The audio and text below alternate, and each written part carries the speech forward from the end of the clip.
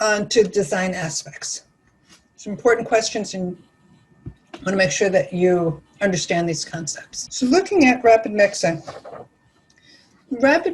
is used to blend chemicals. That is the purpose of rapid mix. As you might recall, I said that rapid mix, we're looking at making sure that the chemicals we're adding, so coagulants, or we actually use it with softening when we're adding the softening reagents, we want to make sure that they're well mixed, well dispersed within the water that we're treating.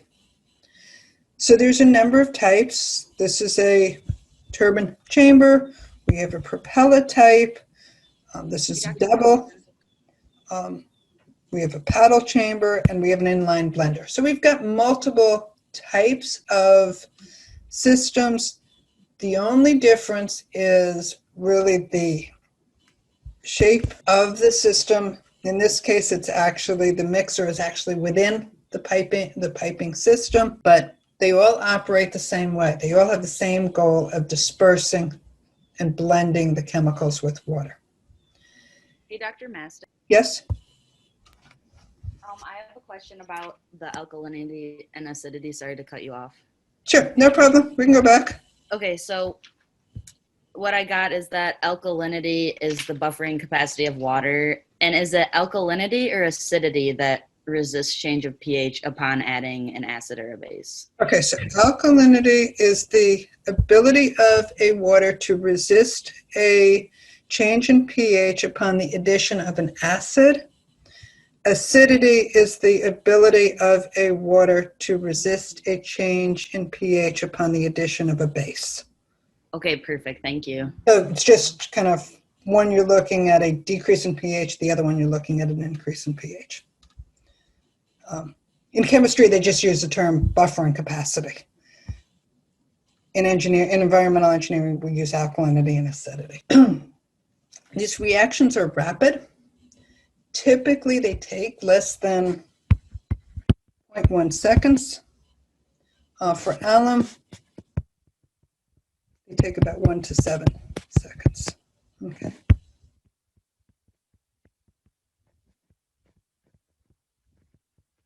So you're talking less than 7 seconds.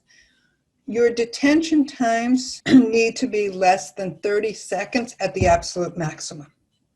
So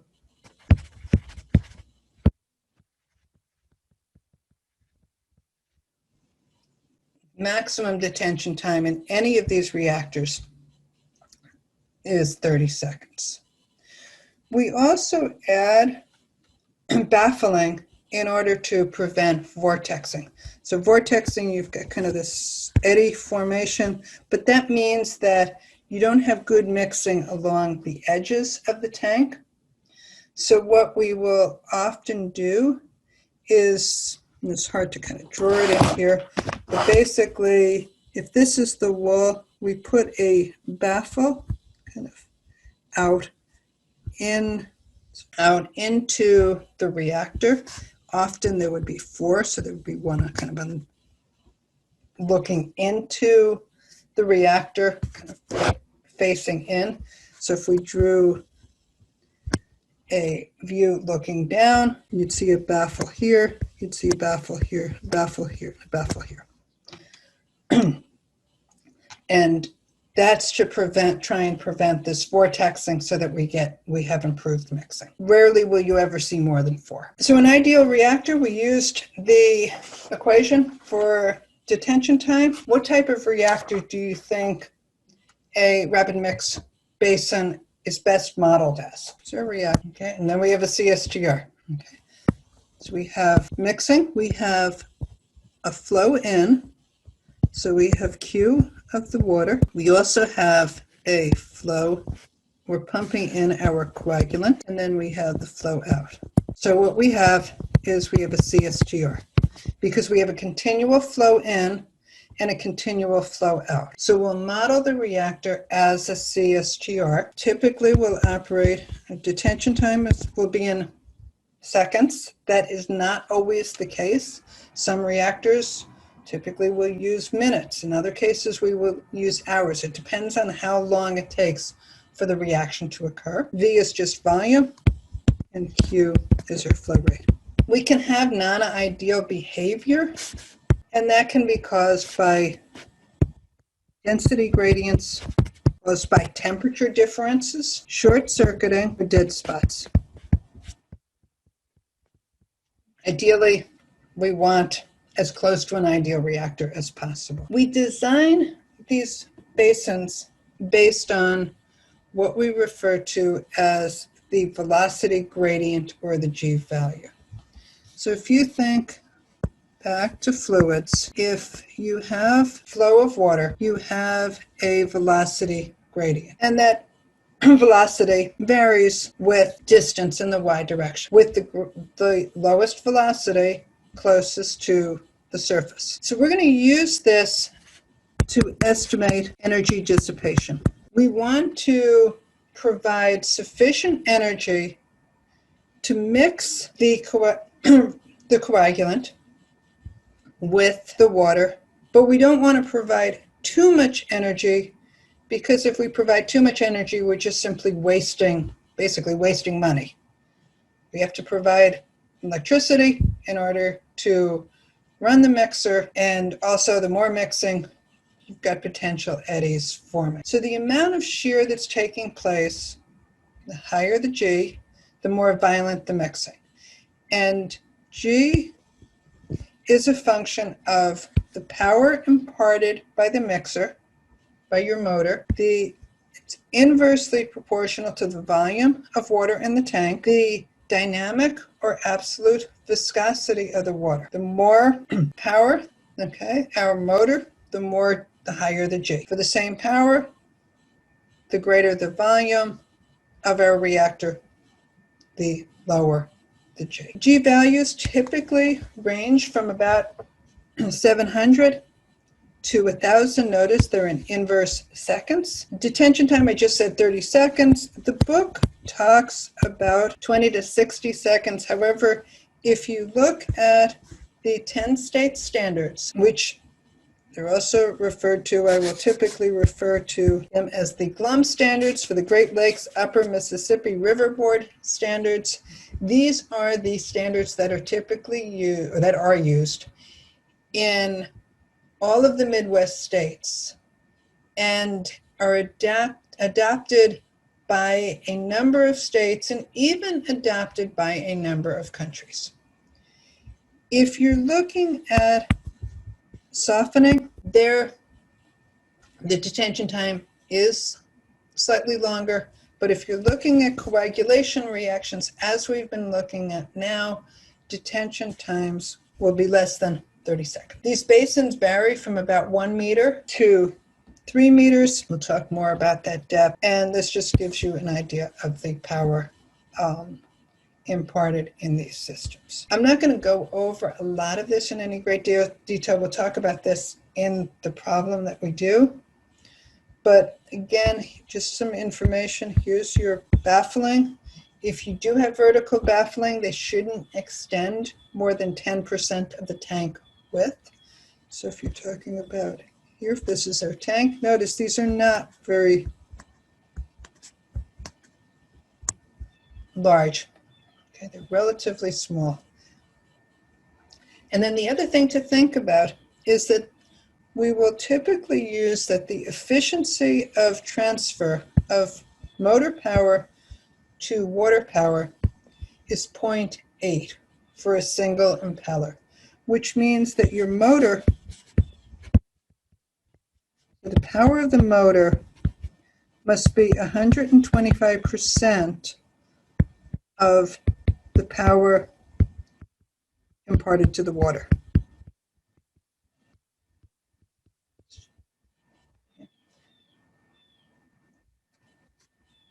Lose energy. Okay, energy transfer isn't 100%, so you need to take into account. So the size of your motor will always be about 125% of what you calculate for the power imparted to the water. And this equation here is the power imparted to the water. So what we're calculating is the power imparted to the water. The motor power is roughly 125% of that. You can just assume 125% for all of the problems that we do. So let's look at an example problem. So we have a square rapid mix basin. We have a depth that's equal to 1.25 times the width. The flow rate is our design flow rate. The velocity gradient is obtained from the jar test. We'll talk more about jar tests tomorrow. We'll actually get some video of the jar test that Joseph ran. We'll look at those. The detention time is 25 seconds. We're going to design this for an operating temperature of 10 degrees C, and we're going to assume a turbine shaft speed of 100 RPMs, and this is also, we've confirmed this with our jar test. We want to determine the basin dimensions, the power required, so that G value, and then we'll look at the impeller diameter, and we'll look at it both with baffling and without. So the volume is equal to our flow rate divided by the detention time, and we'll use the 25-second detention time that we were given. So that is, we need a reactor that has a volume of 2.19 meters squared. We have a square basin, and we said that the depth is equal to 1.25 times the width. If it's squared, the length is equal to the width. So we have length times width times depth. We can substitute width for the length, and for the depth we have 1.25 times the width, and that is equal to 2.19 cubic meters. So my width is equal to 1.20. That equals my length, and therefore my depth is equal to 1.50 meters. Okay. One of the things to think about here as you're thinking of designing these, significant figures are critical, because you can't give, if these are your plans, you can't give either a manufacturer, or if it's a concrete basin, your contractor, you can't tell them to design their basin within a centimeter or two. So think about that in terms of the design when you're thinking of how many significant figures that you actually use. If we're looking at piping, then you actually have to look at the piping schedule, because you're not going to buy 7-inch diameter piping, for example, unless you pay a lot of money to have it fabricated for that specific project. You're going to buy 6 or 8. So let's just check the volume. And that equals 2.16 cubic meters. So it's slightly different. I'm going to check the detention time, and it is 24.65 seconds, which is close enough to 25 seconds. So we're good there. So the next thing we need to do is determine the power required, and we have G is equal to the square root of power over the absolute or dynamic viscosity times the volume. G is equal to 790. Remember, we got that from the jar test, times mu times V, and I need to square this, and that is equal to the power. So we have 790 inverse seconds squared times the viscosity, which I can look up in the appendix at the back of the textbook, times the volume, and that is 1,762 Newton meters per second, which is a joule per second, which is a watt. Okay, so it's almost 1,800 watts of power that we need to impart to the reactor. Now we said that we had a vane disk impeller. What that looks like is this. So this is a vane disk impeller. We have 6 flat blades. It's a radial flow turbine impeller. We have 4 vertical baffles. And we're told that the impeller diameter should be 30 to 50% of the tank width.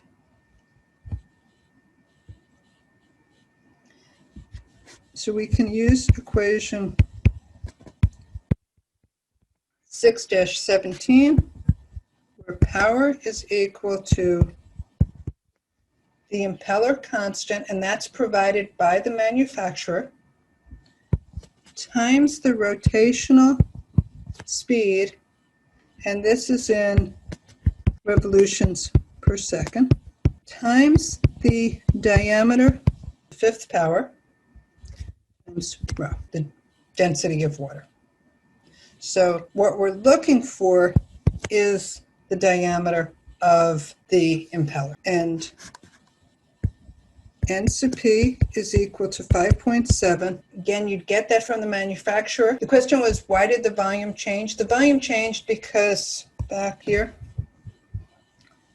this is the volume that I calculated from the detention time that I was given. I then sized the reactor, and notice here, when I size this, I get a width of 1.2 meters and a depth of 1.5. I don't want to design a reactor to the centimeter. Okay, so I designed the reactor to basically 1.2 meters rather than 1.203 meters in order to achieve that 2.9. I have to be realistic. This d sub I is our impeller diameter, and that's what we're looking for. And this is in meters. So this impeller constant is obtained from the manufacturer. Textbook lists several different impellers and different types of impellers, and the impeller constants for the course, that's what we will use. So we have 1792, that's what we calculated, Newton meters per second, or watts. That is equal to 5.7 times 1.67 revolutions per second. Well, that's just taking the 100 revolutions per minute and dividing by 60 seconds per minute. That is to the 3rd power. This is an empirical equation. The diameter of the impeller to the 5th power times the density of the water at 10 degrees, and my diameter is equal to 0.58 meters. The last thing we want to do is check the criteria. This should be between 30 to 50% of the width of the reactor. So we'll take 0.58, I apologize, divided by 1.2, and that is equal to 0.486, or 48.6%. So we're high, but we're within the 30 to 50%. One of the things you will need to do on your design project is you will need to check the GLUM standards. So whenever you're designing your reactors, you will need to go back and check to make sure that you're meeting the GLUM standards. If we have no baffles,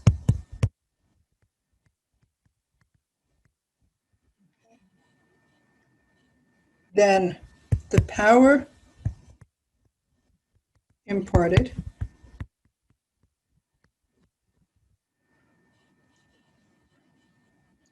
to the water is 75% of that baffle tank.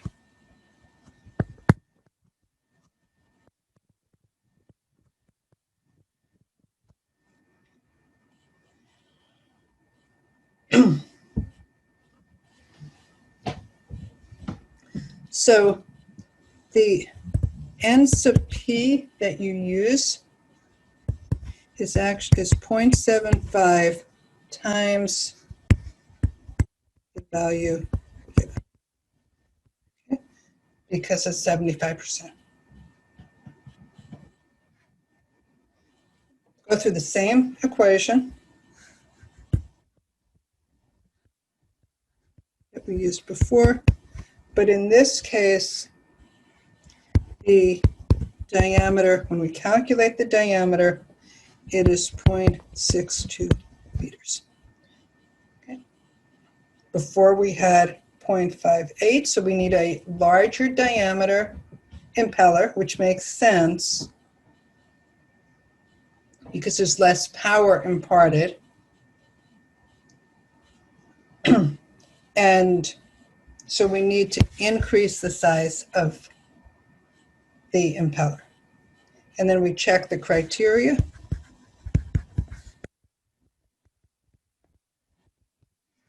So we have 0.62 divided by 1.2 meters. So we're taking our impeller diameter divided by the width of the reactor, and that is equal to 0.51 or 51%. So we're slightly high. You can see the benefit of the baffled reactor. It also reduces the power required, which reduces our energy consumption, which reduces the operating costs. The last thing we want to do is let's just check the Reynolds number.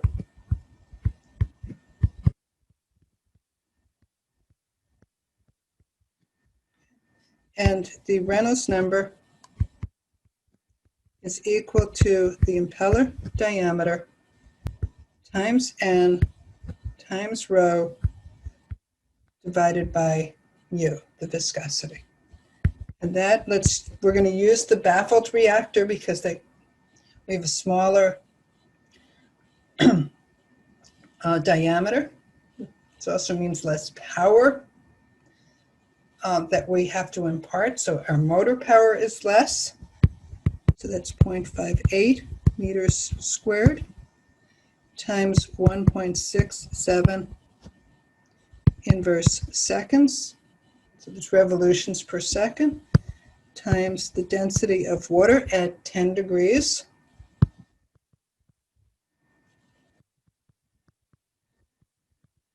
Divided by the viscosity at 10 degrees.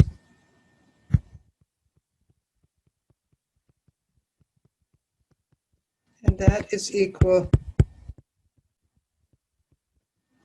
to almost 400, well, it's 429,000. Do we have turbulent flow?